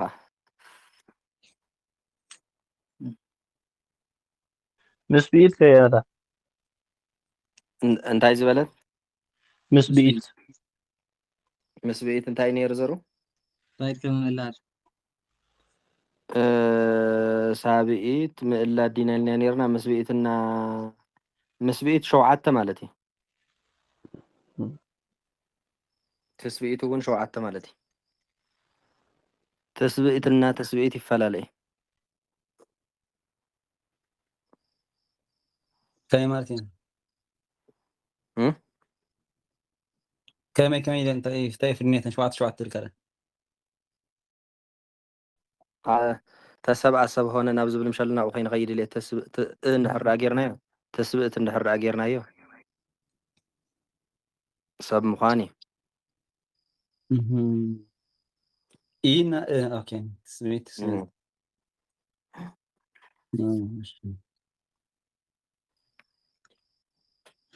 እሺ ሰንዓ ተስማማ ማን ነው ሰንዓ ተስማማ ሰንዓ ይሰን ይሰማዕ እዩ ይስናዕ ንኽሰማዕ ይስናዕ يسامع እንታይ ነይሩ ብቐዳማይ ዛ ኣለዚ ሰንዓ ዝብል ግስ ገሊልኩም ነርኩም ቅኔ እንታይ ዝብል ነገርና ነርና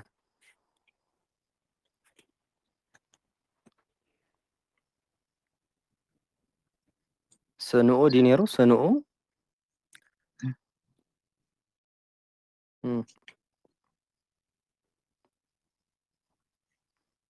ረሲዕኹም ዝሓለፈ ሰው ምስ ተዘርፈ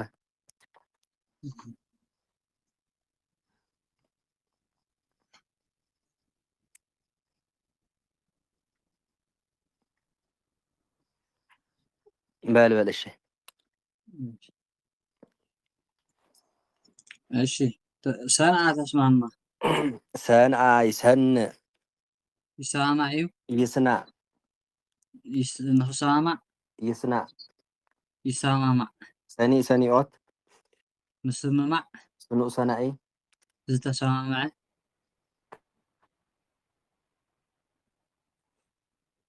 ቤት አለ አይነት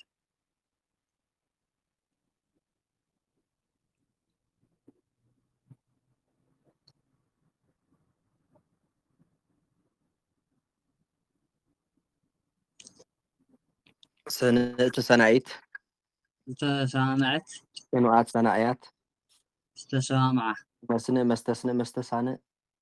ባይድ ቅጽል ሰናይት መድበል ስን ዘመዘር ስንዓ ጥሬ ውስጠዘ እሺ ሰንዓ ተሰማምዐ ሰንዓ ተሰማምዐ ተስማማ ስኑእ ውስጠዘ ስኑኣን በብዙ ስንእት ለሴት መስንእ ባይድ ቅጽል ሰናእት መድበል ስንእ ዘመዘር ስንዓ ጥሬ ውስጠዘ ስንዓን በብዙ ፀውአ ሃቤሁ ባኢዳነ ብዙሃነ ስንዓሁ እንዲል እዝራ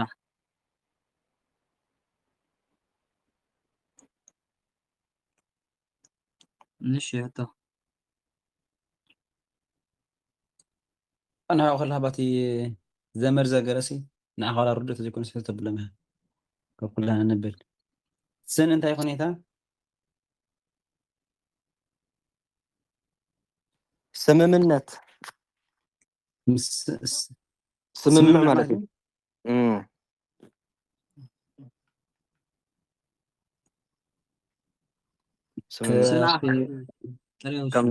ከም ዝስምምዕ ፕሪቶርያ ዝበሃል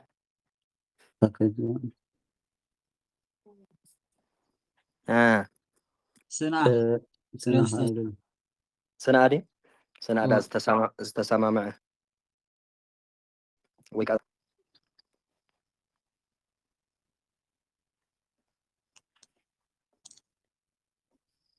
ድምፂ ግን ጠፋል ኣይተሰምዐን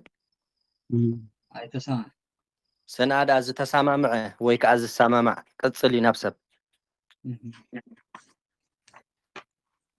ስንዓ እዮብ እንድሕር ኢለይ ዝሰማማዕ ማለት እዩ ዝሰማማዕ እዮብ ምስ ኩሉ ዝሰማማዕ እዮብ ማለት እዩ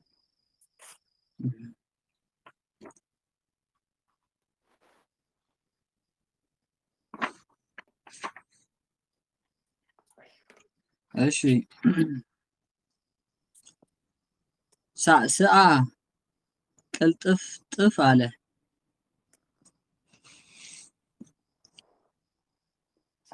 ሳአ ይሳአስ ይቅልጥፍ እዩ ይሳእስ ንክቅልጥፍ ይሳእስ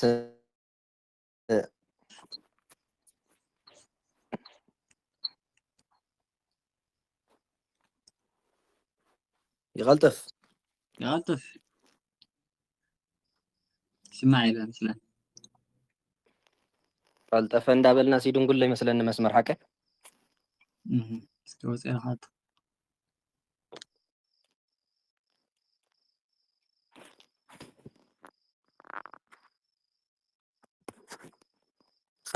ሳእስኦት مغلطف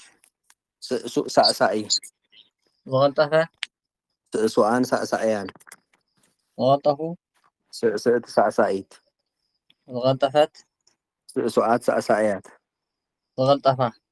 مساس مستساس مستساس ባይት ቅጽል ሳእሳእ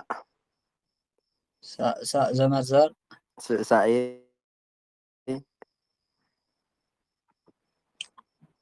ስእሳኤ ጥሬ ዘር ሳእሳእ ቅልጥፍጥፍ በለ ቅልጥፍጥፍ በለ ለመናገር ስእሱ ውስጠዘ ከናፍሪሁ ንምዝራብ ምህዋኽ ማለት ቅልጥፍ እምበል እዚኣ ርእይቶላትን እንዳበለ ምሸሎ እንዳቀልጠፈ ህውኽ ዘብል ናይ ምስማዕ ልምዓት ዘይብሉ ከምኡ ማለት እዩ። እሺ ቅልጥፍጥፍ በለ ለመናገር ስእሱ ውስጠዘ ከናፍሪሁ ጡም ወአፉሁ ስእሱእ እንዲል ደራሲ መሳእስእ ባዕድ ቅጽል ሳእስእ መድበል ሳእሳእ ዘመዘር ሞጎሰ ቃሉ ወጣዕመ ነገሩ መሳእሳእ አፉሁ እንዲል ድጓ ስእሳኤ ጥሬ ዘር ወሳእሳእ አፉሁ ወሳእሳእ አፉሁ እንዲል ድጓ ስእሳኤ ጥሬ ዘር ስእሳኤ አፍክሙ እንዲል አዋልድ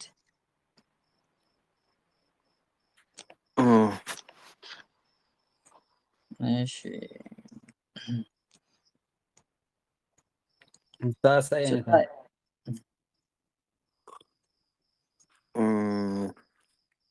ዘመድ ዘር ድዩ ቅልጥፍና ማለት እዩ።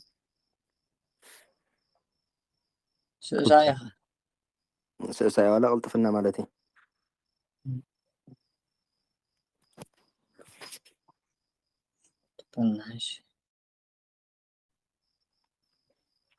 مسأسة ولا هذه عادات كتر كاسة ها ومسأسة قلتف نداول كادي سأسة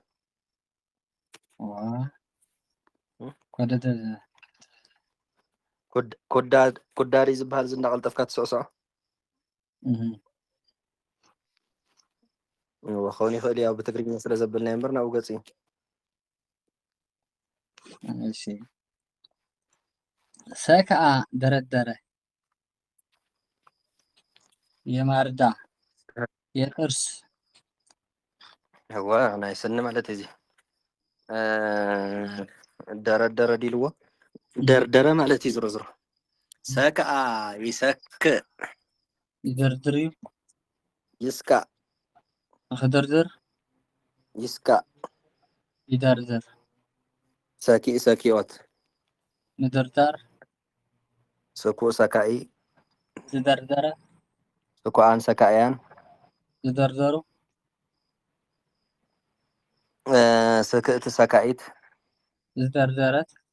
سكوات سكايات زدردرة مستساك بايت قتل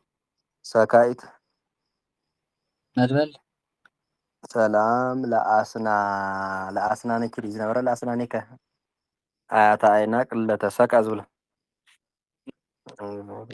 لأسنا نيك عندي مالكم ماشي سكع دردرة يماردا يترس سلام لكنافريك سلام لأسنانيك آيات عينك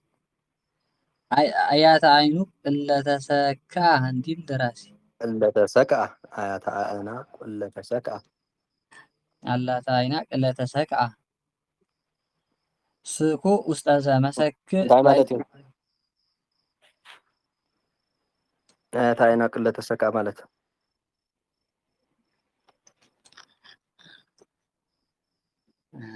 عينك أزولا حق زوتن قالتك آيات سنتاي مالتي آيات عينك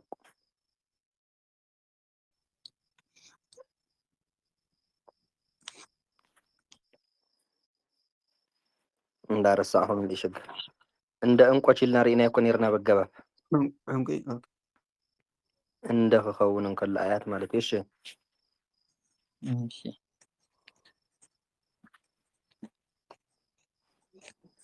هلا تشكى سكو أستاذة مسك بايد كتسل مسك قتله ماشي مسك بايد كتسل سكات مدبل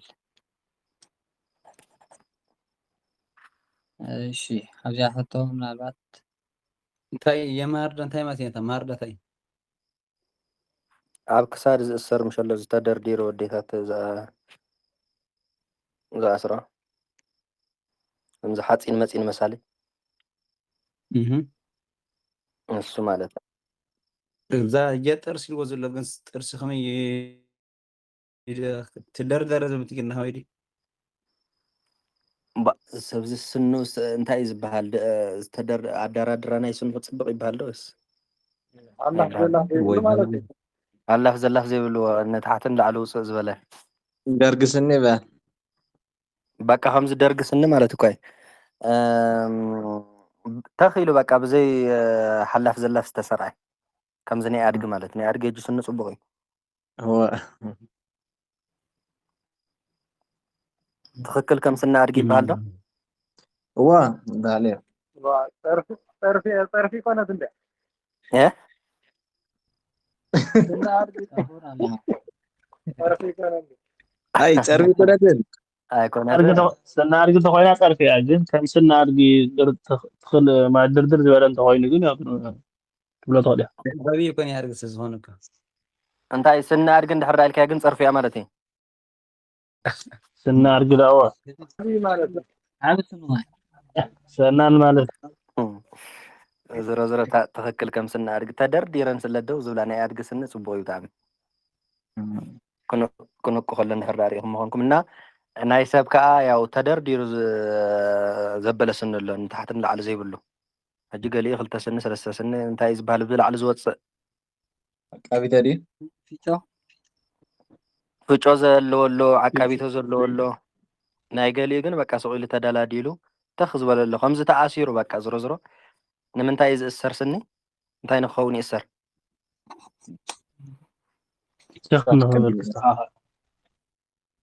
ተደርዲሩ ንኽብል ማለት እዩ ስለዚ ደረደረ ማለት ተኽበለ ማለት እዩ ከም ዕንቁ ተኽ ዝበላ ኣስናንኪ ንዝተደርደረ ኣስናንካ ማለት እዩ ኢየሱስ ክርስቶስ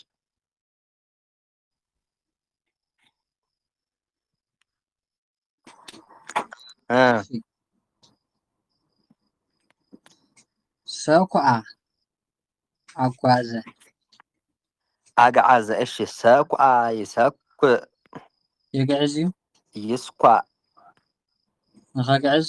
ይኳዕ ማን ነው ይስኳዕ የግዕዝ ሰኩዕ ሰኩዖት ንግዓዝ ስኩዕ ሰኳዒ ሰኮዐ ስኳዓን ሰኳዕያን ዘገዓዘ ዘገዓዙ ዘገዓዙ ስክእቲ ሰካኢት ስኩዕቲ ሰኳዒት ስኩዓት ሰኳዕያት ዘገዓዛ ዘገዓዛ መስኩዕ መስተስኩዕ መስተሳኩዕ ባይድ ቅፅል ሰኳዒት መድበል ሰኳዒት ዳ መድበል ምእላድ ምእላድ እሺ ሰኩዓ ዲልዎ ዘሎ ኣግዓዘ ማለት ሰኩዓ ሰኩዓ ኣጋዘ የጉንዳን ማለት ስኩዕ ኡስታዘ መሰኩዕ ባይድ ቅፅል መስኩዕ ባይድ ቅፅል ሰኳዕት መድበል ሰኳዕት ምእላድ ሰኳዕት እላ ኣልቦሙ ሃይል እንዲል ምሳሌ ሰኳዕት እላ ኣልቦሙ ሃይል እንዲል እሺ ሰኳዕት ተባሂሎም ዘሎ እንታይ ፃፀ ካብ ናብ ዘጋዓዕዙ ምሸለዉ ተሰኪማ ኣታ ሰነፍ ካብ ፃፀ ተመሃር ኢሉ ዝተመሰለሎም ንሳቶም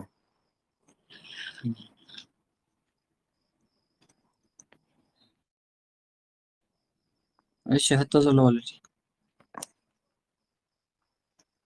ሞጂስ ኣጓዓዘ ኩናታት ኮይናስ ንፃፀ ጥራይ ማለት እዩ هو نصاص ጥራይ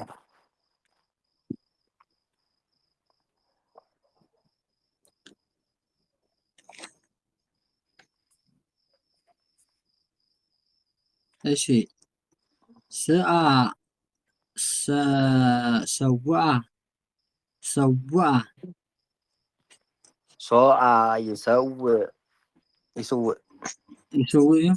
يسوء ሰውእ يسوء ይሰውእ سوي سويقت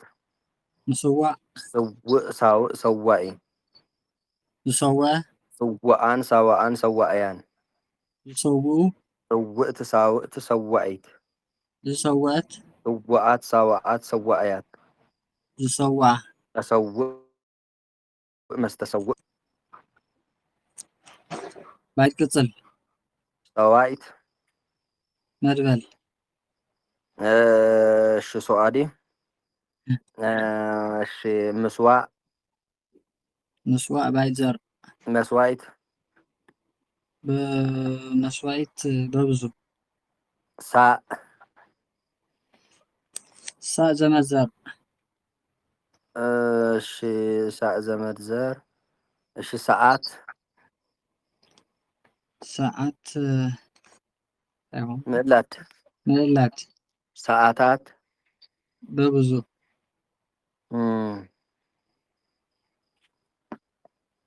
እሺ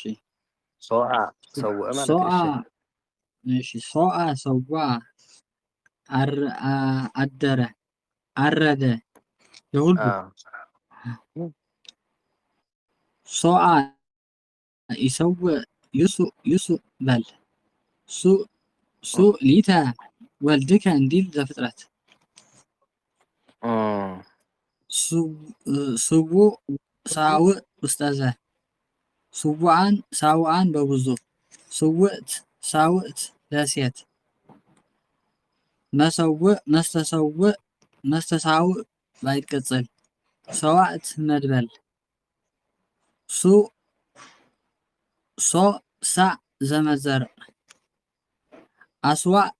ሳውእ ሱዓት ሰዓት በብዙ ሰዓት ምዕላድ ሰዓታት በብዙ ሱዓት ሳቢ ዘር ምስዋዕ ባይት ዘር ምስዋዓት በብዙ መሶእ ባይት ዘር መሳውእ በብዙ መስዋዕት ባይድ ከምዕላድ መስዋዕታት መሳውእ በብዙ እሺ حط بل نحذتكم سوء عازبر زمزرو سوء ساء سوء زمد زردي سوء دي سوء مالت زتودى طواف مالتي ماشي ساء زولها ساعات مالتي ساء زولها ماشي سوء زولها سوء زولها يقول له ماشي ساعات ينبض وستاين زول ساعات يلو زولها ساعات دا أبقوم ساعات مالتي ايش حتى مسوعيتي هذه مسوعيتي هنا هو مسوعتي هذه واتس يا ساعة زبالنا ساعات سي جزية مالا دي وش ساعات أبينا الجور معي ساعة زبالة هو ساعة مسي ساعات ساعات با زرو ساعات تنايدن انت يفل اللي تنايدن تستاي لا معلش ساعات كندا يكونوا تقولوا ساعات حدا ساعات كنت تقول እንደገና ሰዓት ከአት አላ ተናዝራ ማለት نخلت يا اخو نسلت يا حرة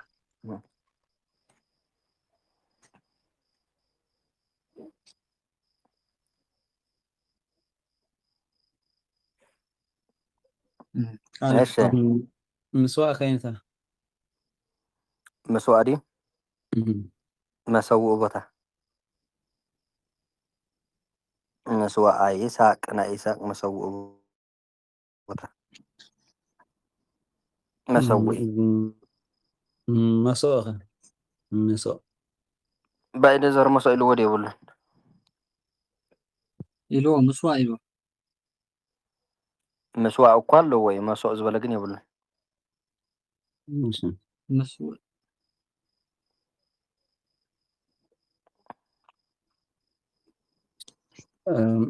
باير كم لك مسوات مش إيش بكم إيش سوقع ندله بس بس عملت زيك عش ساقوا يسقوا يوسعيو يسقوا هو بس يسقوا يوسع ساقي وات زبسعة ساقوا زبسعة ساقوا أيان زبسعو ساقوا أيت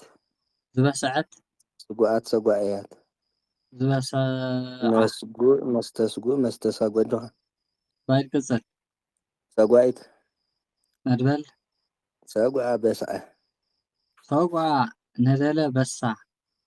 ويسقو زناتشي انديل هزكيل سوقو استاذ سوقعان ببزو سوقع تلاسيت سوقع تلاسيت مسقو بايد قصل سوقع تمدبل ماشي طيب ممكن المايت مبسع مالتي من وا زنها قريب كا انت مقباري نقول إخواني مش هذا اوان كل هون نزل الساعة زبالة كله مسكار قال ما ادري ايه مسكار قال مش الاذن قال እሱ ማለት እኮ ምስቋር ዝበሃል ያው መጀመሪያ እንታይ ምስቋር ድሓር ዲ እዝኒ ምስ ተቀደደ እንዲ ምስቋር ዝበሃል هو اذن قال እዝኒ ምቅዳድ ማለት እዩ መቅደ አንኮለ በስዐ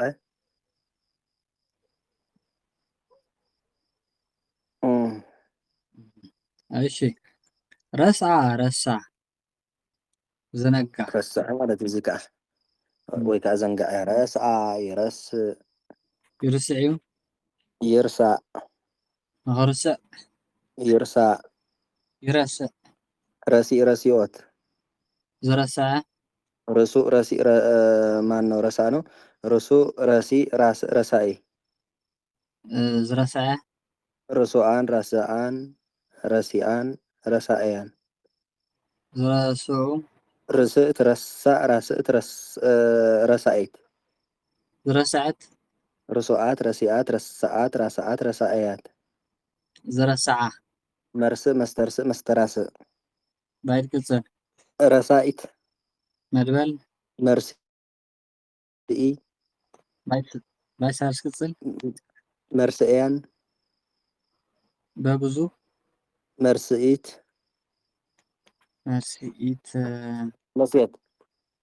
ለሴት መርስእያት ለሴቶች ርስ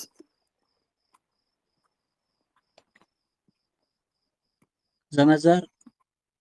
ርስዓን በርስዓን ምዕላድ ርስዓት ሳቢዘር ርስዕና ጥሬ መላድ አዎ ረስዓ ረሳ ዘነጋ የሁሉ ርሱዕ ረሲእ ራስእ ውስጠዘ ኢኮንኩ ራስእ ውስተ ሕግ እንዲል ቀዳማይ ቆሮንቶስ ሩስዓን ረሲዓን ራስዓን በብዙ ውስተ ሕግ ዝበለ ጅበ ውስተ በግ ክኸውን እንከሎ በሕግ የተረሳ አይደለም ማለት ነው። እሺ ሩስዓን ረሲዓን ራስዓን በብዙ ርስእት ረሳዕ ራስእት ለሴት ሩስዓት ረሲዓት ረሳዓት ራስዓት በብዙ መርስእ መስተርስእ መስተራስእ ባይድ ቅጽል ረሳዕት መድበል መርስኢ ባይድ ሳልስ ቅጽል مرسائي حزن مرير انديل مرسئ حزن مرير انديل دراسي مرسئيان ببزو رسء زمزار رسعت ببزو رسعت سابيزار رسعان ملات رسعانات ببزو رسئنات ريزار رسئنات ببزو ورزو كوهي ورسائكو عرجه عرسو مناسي ليهودا عرسو مناسي ليهودا أسكاده هاتيات أسرة እሺ رسي زولا خبزي زوسين እንታይ ዝበለ حاتيت رسي ረሲ ዝበለ ዲ እዋ ኃጢአት ሰራ ብዝበለ ማለት ብምስክሩ እሺ ርስና ኃጢአት ምግባር ርስና ዲ እርጋን ባስዳ ረስዕ ብዝበለ زارجة سوي رسان دي حكي ودماني خازنة بركة مبالي جمر مالتي سبب نحرق عريبو رسلنا أرقان مالتي ايش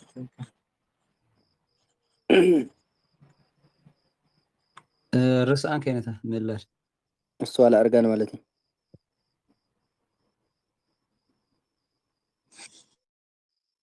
رسق زمرزر ያውነው እርጋን ማለት እሱ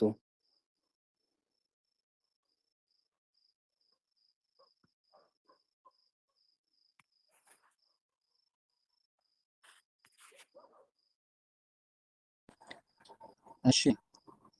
ረብዓ አራት አደረገ እሺ እንደይና ይሄ ጃሃዝ ሻውዒት ማለት ሰለስተ ተሪፈና ربع يكبر يرب مخجبر يرب يكبر ربوت مكبر رابع ربعي زجبرة ربعان ربعيان زجبرو ربعت ربعيت زجبرت ربعات ربعيات زجبرة مربع مسترابع بايت كتسل ربايت مدبل 4 بايت كمالات 4 بايزر رباعي تريزر ربو زمزر يلت كتسل مالتي 4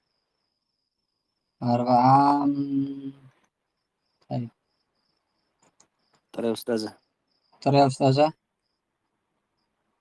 ربع زمرزر يجي كتسل سبع 5 بلنا يكوي تماسا لينا إيهاس ماشي زمزر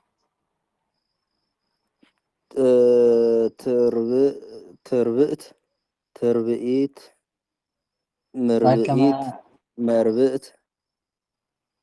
እሺ ባይት ከመላት ربع 4 ገበረ ረብዓ 4 አደረገ 4 ገበረ ዘያማስን ስላሴ ወይ ረብ ጥምቀተ እንዲል ትራፈ ጨርሎስ ሩቡዕ ራብዕ ውስጠዘ ሩቡዓን ራብዓን በብዙ ርብዕት ራብዕት ለሴት ሩቡዓት ራብዓት በብዙ መረብዕ መስተራብዕ ባይድ ቅጽል ረባዕት መድበል አርባዕቱ ባይድ ከመመላት ከመጉልት የወንዶች 40 ባይድ ዘር የሴት وهلوا أربعة دا بايد تريزر با ماشي باي تريزر كبرى ماشي 4 باي تريزر بايد تريزر أستاذة مالتي أرى يسيت يكون إنه كله نو ماشي وهلوا 4 أوالد دناقل انديل قبر حواريات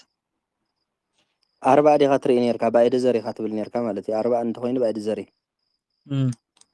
4 باي زر وهلوا 4 أوالد دناقل انديل قبر حواريات ربو زمزر يالت كسل ربعات بوزو رباعي تريزر ملكم رباعيات رباعيات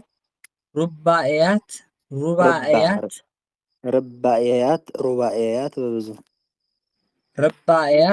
رباعيات بوزو 4 بايتر أستاذة مربئت تربئت بايت كما اللاد ربو زمزر يجزي قطن ربعات بوزو ربو أيولن ربو يجزي قتل تخوين خا رب ولا مالتي رب زمزر رب لا تقتل رب خا يجزي قتل رب أيولن رب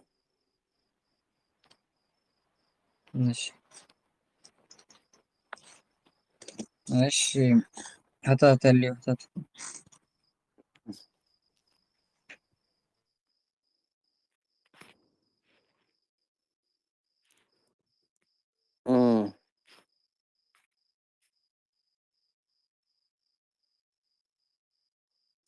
قتل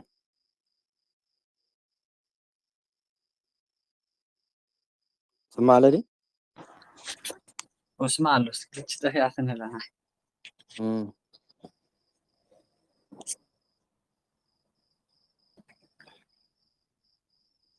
بلبا ما انت تصبل عند حدا ايش رسع تلميتن دي تلميتن ليش تهينش ما نو ليش تهين الغطرة اللي حاد يكون رسولا تلميتن يريلو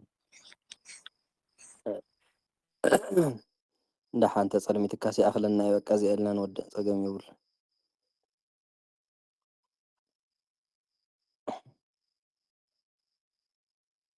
ጸሎት ግበርልና ቦታት ሕቶ እንታሊ ሕቶ ሕቶቱ ተዘይኮይነ ያክለና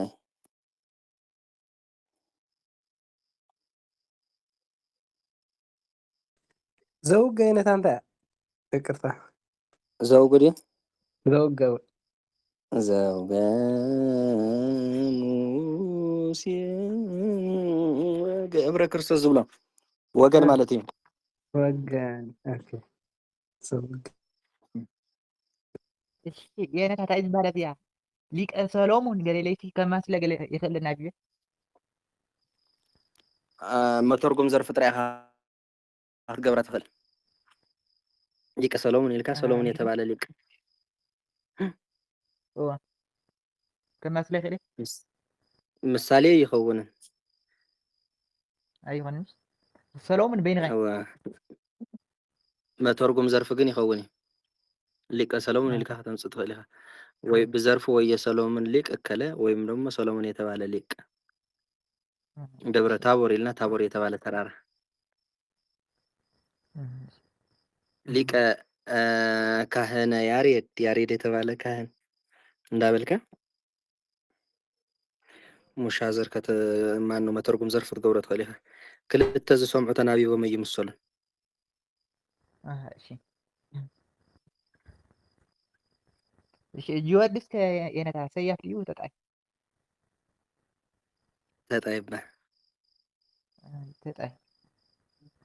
ጊዮርጊስ ተጣይ ጊዮርጊስ ይብላል ጊዮርጊስ ናይ ጊዮርጊስ ሰያፍ ተደሊካ ተርቢ ነው ሲልካ ተቀብሎ ማለት ተለሎ እሺ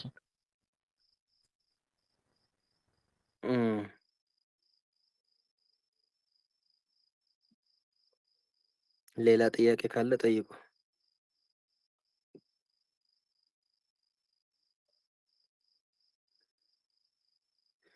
እሺ ኣለኹም ዶ ቦታ ጸሎት ግበሩልና ብሎ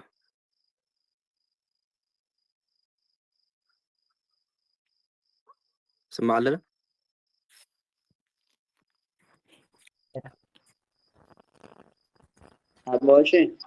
باش مريح الله مثلا جوار دحن نباهم على شجر يقول لك كده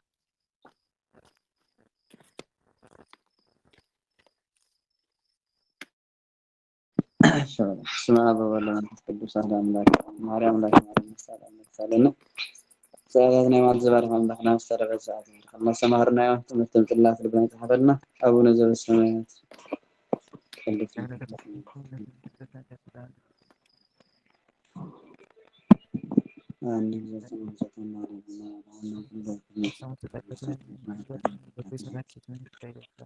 وجدت يا مريم سلام عليك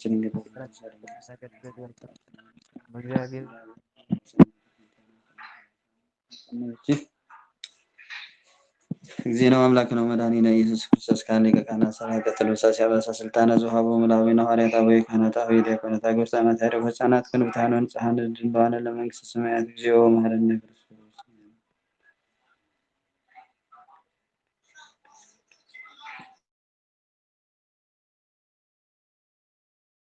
كما هو أنت أجزأتنا ማርያም